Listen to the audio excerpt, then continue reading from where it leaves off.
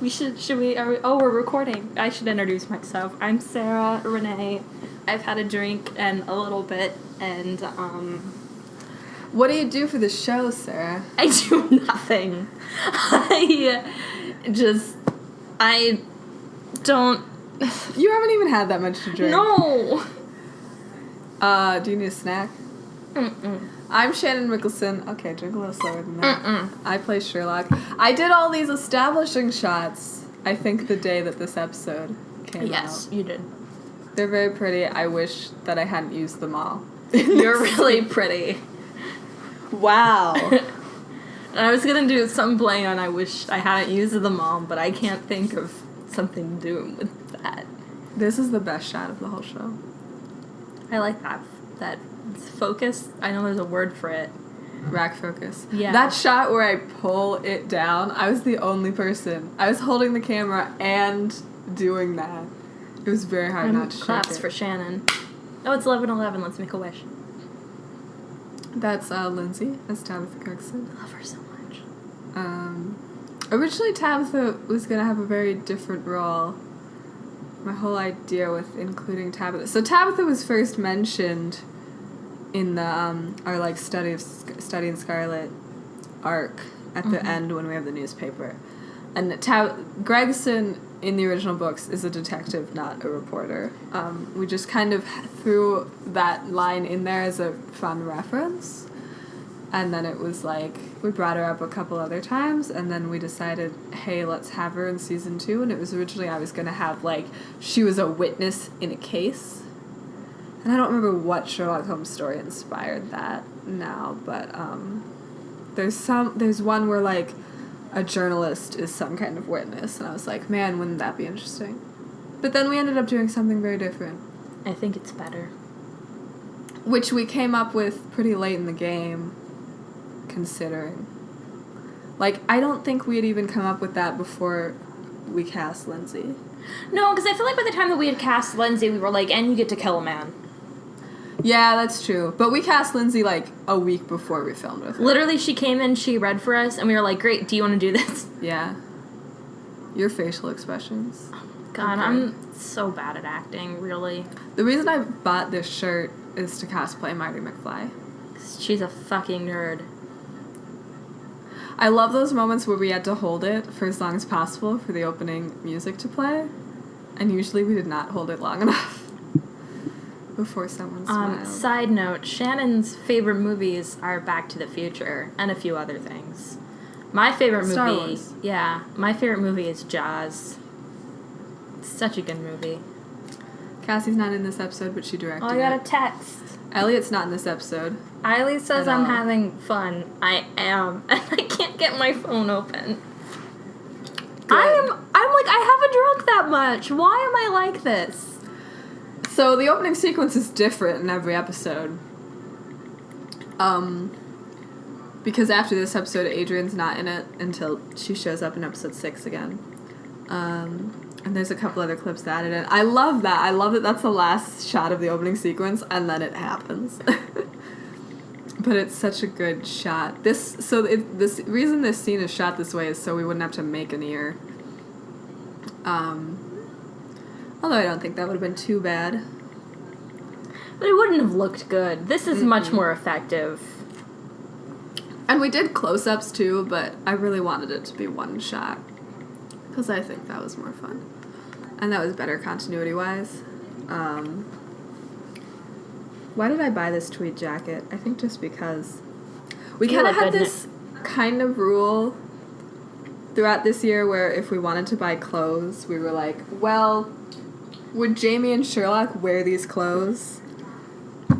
I mean, obviously we didn't perfectly follow that rule, but then it made us buy less clothes. Because we were like, we can't wear this in the show. Although I might not have bought that tweed jacket. I think you had it. No, I bought it because I wanted it, and I was like, Sherlock can wear this. But if I hadn't thought Sherlock could wear it, I probably wouldn't have bought it. I bought a bunch of clothes I've been kind of trying not to buy a whole bunch of clothes, but at the start of well, not at the start of the summer, at the end of the summer, when I was moving, I cleaned out my closet and my dad's, and I think I threw out or donated a humongous chunk of my clothes. And we went and bought you some new stuff. New clothes. Yeah. So that's Jamie's and Sherlock's wardrobes like completely changed.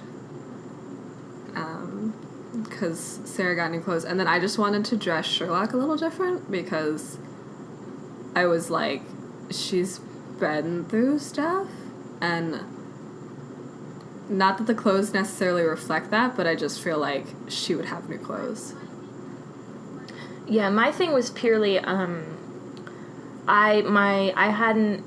parents hadn't bought me any new clothes since sophomore year of high school, and I had gained a lot of weight and stuff, and then just like you got a lot more adult clothes. Yeah, that's nice. true. This scene was horrible to film. There was construction going on campus. There was like, people walking all the by, time. And so it was so loud, and the lighting was bad. Derek was doing sound this day, and he hated it. I don't like the way I say I think that's a neither, but it, like, I felt like that's how Jamie would say it, kind of, but, because Jamie was like, oh boy, more queers, but... So this is Mally. Mally's great. Mally is actually genderqueer. Mm-hmm. I'm glad we got her. She does use she pronouns still, as far as I know. That was the last time we talked to her. So Wiggins, I decided pretty early on. She just looks like the way, you know, that, like, you'd expect Wiggins to look. I decided pretty early on to have a Wiggins. Wiggins is a kid in the original series, a homeless kid. He leads the Irregulars. And I was like, ooh, I want a Wiggins. And, like, at first I was gonna have Wiggins be a girl, but then I was like, I don't know, I don't think it matters. So then when I started writing Wiggins scenes, I used they pronouns just because I was like, I hadn't decided, and I was kind of like, I don't know, maybe we'll just see who auditions. And then, just as it went on, we became a lot more like, Wiggins needs to be genderqueer. And it was also kind of funny because Shannon was picturing Wiggins as a more masculine presenting person. Stock footage. And I was presenting them as a more feminine presenting person. Because I remember when, like, we knew that if we couldn't cast someone genderqueer, that we were just going to make Wiggins whatever gender, you know, the actor was. But we were really hoping that we could get someone genderqueer to audition. So, like, Mally walked in and saw Wiggins and picked up the Wiggins side and read, and it was like, yes. But, where was I going with it? Oh, yeah, so we imagined slightly different. So even, like, when going through the script and kind of fixing scripts, I found parts where I had used he pronouns. And I think we even, like, slipped sometimes before we had, like, started filming, where one of us would say he or she. And yeah. This isn't downtown Tallahassee, where you do not need a permit to film. It's very pretty. It's really awesome. Christy's standing behind me, holding up a clapboard to block the sun. The fountain, unfortunately, was not running that day, so it looks terrible. Elliot was doing sound for this scene. We bribed him with taking him to Target and to get his hair cut. Yeah, because Elliot, you guys may have noticed his hair changes halfway through. Oh yeah, I started doing this text message thing on the screen. I have the worst dark circles. But yeah, Elliot had longer hair, and then he really wanted to get his hair cut. He was really concerned about it with continuity, and I was like, continuity is the last thing we worry about in this show. No, I mean, we worry about it a lot, but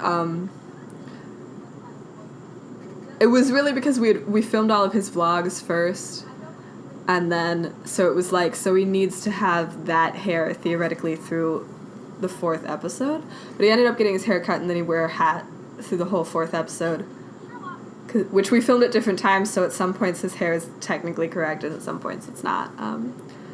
But it was funny when he got his hair cut, because we were with him, and he came out, and I just looked at him, and I didn't say this at first, but I was like, that's my haircut. It's not exactly, but, I mean, it makes sense that Stanley would copy Sherlock. This is Jeffrey Mandel's house. Speaking of Elliot, that's his girlfriend. Yeah, that's Erica. They're still dating. They're pretty cute. you can see this living room in several other episodes, because Jeffrey Mandel's house is the best house. I love, Sarah, you just, like, sneaking forward to get the cookies. I was just so worried about continuity. Yeah. And sounds. Yeah, Jeffrey Mandel is, like, the kind older uncle of Film Club, and is, like, always offering his house and, you know, himself for roles, and we really should have used him more than we did. Yeah. And he's just really great. So he played, the stepfather in the Violet storyline, and we filmed in his house. But I like, retroactively, like, wish that we hadn't cast him in that, so that we could have cast him in something in the second season. I mean, there's no, like, role for him, obviously, in the second season, but we would have had a role for him. We would have done something different. Because we really just didn't use him enough. Yeah. We used his house a lot more.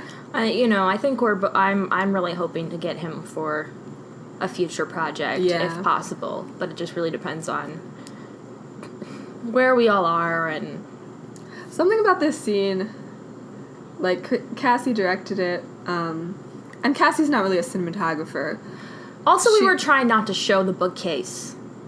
Yeah, which we showed up in the gave Violet up on, episode. and also that tapestries and everything. But, like, and Cassie was learning a lot of, like, cinematography stuff as we went. But I actually really like how this scene turned out. Like, the way that it's shot, and I remember even talking about it on set, feels really kind of uncomfortable. But not in, like, an obvious way. So then you can look back on it and be like, because she's evil. Ugh, my boobs. Especially the first shot of this scene where it's us sitting on the couch and it's, like, this really wide shot with all this space. Like, I really like that shot. Even though it makes the tapestry even more obvious, and that tapestry just keeps showing up. It's a famous tapestry in Doyle, Georgia. Everyone has one. Yeah. And also that red couch. These cookies are famous Amos cookies. Because they're what I had. There's no tea in those cups, it's water. I would have liked real tea. I like tea. If we had been at our apartment, we would have had real tea. A lot of times in episodes when Jamie is drinking tea, it is literally because I was like, I want tea, and I made tea and drank it on screen. Because otherwise I would have held us all up by 30 minutes while drinking tea. And these mugs are my mugs. We just carted all this stuff in. Yeah. So, Erica's trans, Elliot's trans, obviously. Oh my god, my bra. This was like a crazy... I'm clearly not on the phone with anyone. I know. Because you can see all of my apps. I was gonna say... I mean, you can exit out of a phone call, but yeah, you wouldn't have done it. But I was gonna say that when we had auditions, we were like... So, Wickens was the only character that we, like, specifically wrote to not be cis. We'd kind of talked about maybe having a trans Wendy, I think. Just, like, if someone auditioned who we liked. That whole section was filmed and cut together badly because of time reasons. But, we were really Harold, they're lesbians. We were really concerned that we weren't going to get any non-cis actors to audition.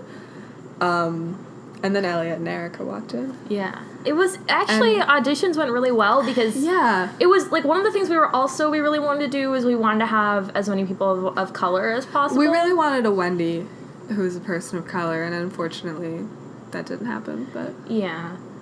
But, I didn't want it to seem like, you know... We didn't want it to be another Mary. Yeah. Because Mary was black, but, like, you know. And I also didn't want it to seem like Jamie had traded in Mary for, like... Yeah. An upgrade, which she kind of did, but I didn't want it to seem like a... You know. Yeah, we lucked out in the gender department. You know, we got Elliot. Elliot's pretty great. Yeah.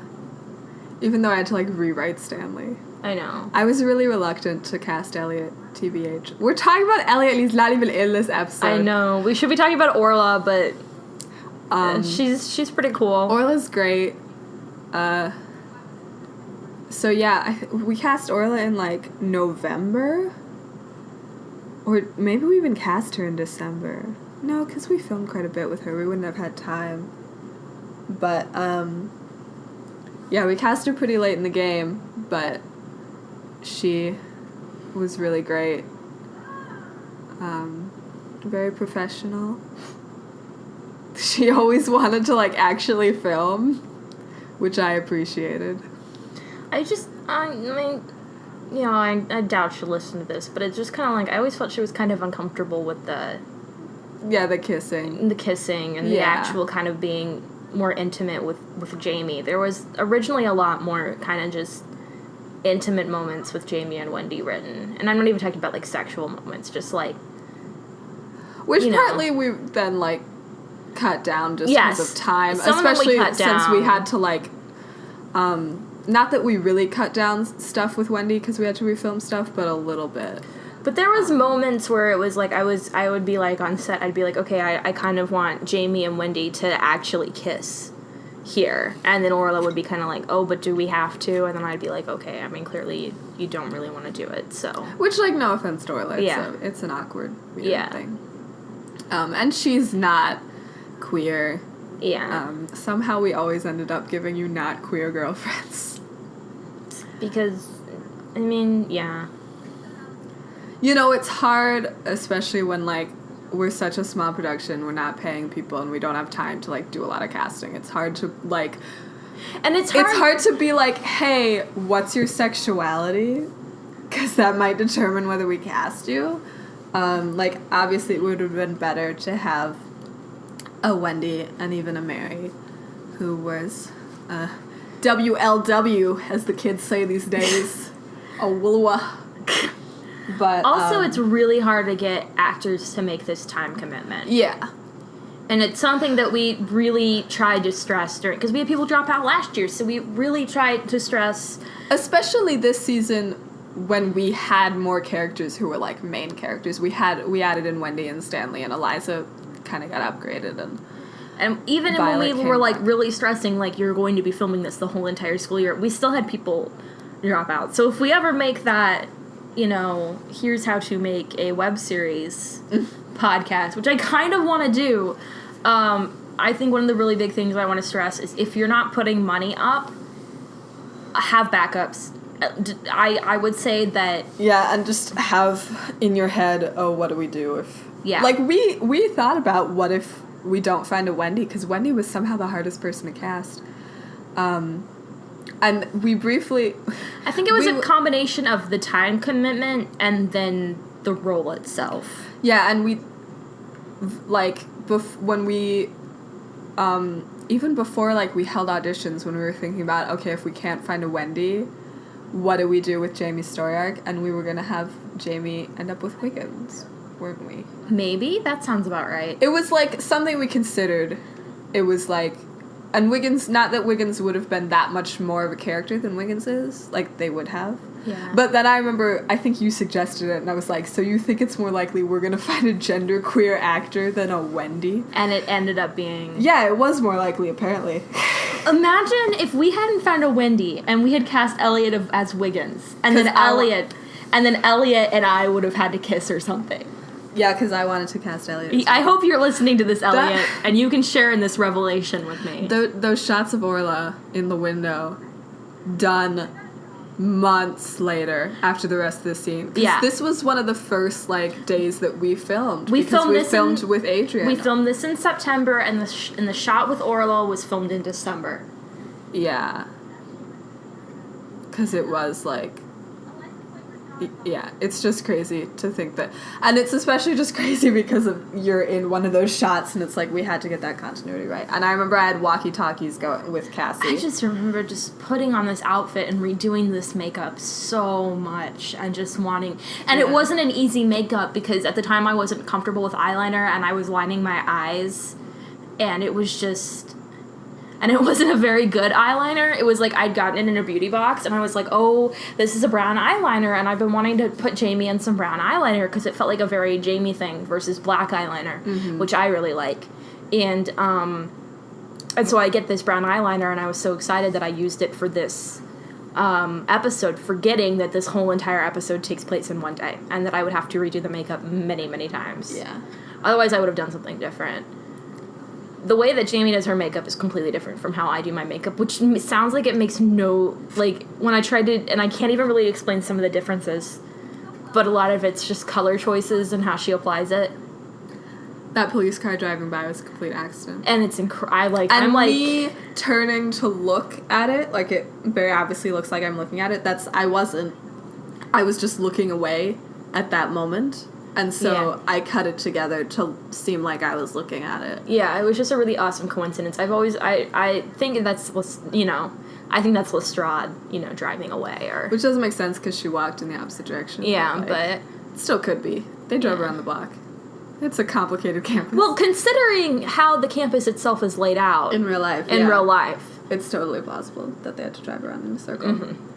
FSU is very much like I've always described it as a walking campus, not a driving campus, because it's so small and contained. Driving on it, not that I've ever really had to, but driving on it is absolute hell. The audio of this shot was lost, so it's the camera audio. Thank God the camera audio was recording and wasn't too terrible. But Otherwise, we would have had to reshoot it. Yeah. Because, it's too much to try to ADR it. This scene is really red, you may have noticed. And that's with, like, a ton of coloring on it. It's even redder in the original footage. And that was just... We were filming at night under these streetlights. Talking about Jamie's tattoo really quick, it's, it's one of those things that I've always been like, the tattoo that I have is on a tattoo that Jamie would have gotten.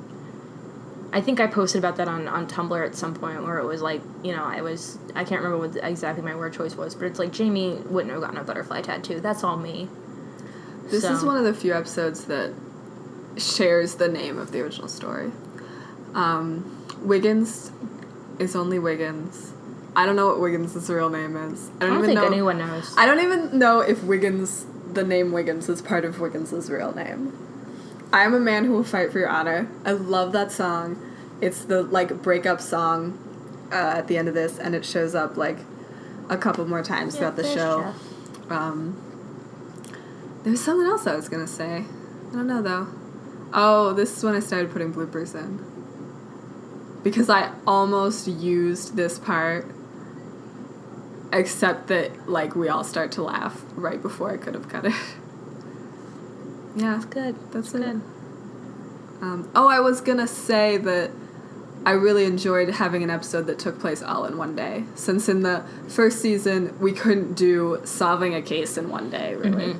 Hey, so if you want to do the next one, just do it. Just go. I'm gonna pause it.